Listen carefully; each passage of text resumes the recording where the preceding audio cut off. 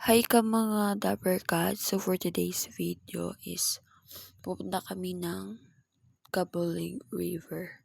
Kasi dun kami kukuha ng aming kahoy kasi wala na kaming kahoy sa bahay, guys. So for today's video is ayan, pare ako video nito, may mga partner sila dito, tingnan nyo. At saka ito ang person, walang mga partner. Ayun, konting pa-cute, wave. Ayan, mga aso. Yan, sumama yung mga aso. Ayan, so pupunta kami dyan. Diyan kami magsasabik ng mga...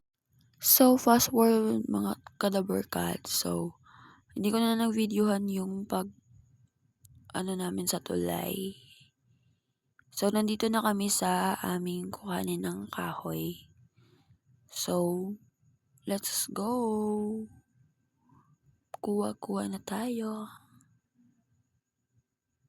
So, fast forward again guys. Magsisibak na kami ng kahoy. Tinipon-tipon na namin yung mga kahoy guys. Ayan yung mga kahoy na na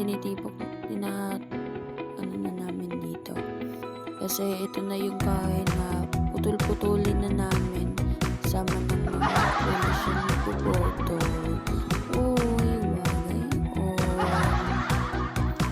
Today's video, so inano ko na, sineset up ko na yung camera. Ayun, mekos ko muna yung sako para lalagyan na ng kahoy. Ayan. Tapos pinagalitan pa yung friend ko niyan kasi ba't daw pinutol pa. So yun, yung mga titula madaling araw na ni-edit ang person guys.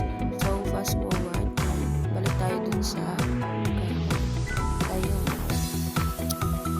ituto yung kaibigan guys, pinagalitan. So yun, yan lang. Ayan, namimili na ako ng mga kahoy. Saka may mga kahoy na mabasa, saka may mga kahoy na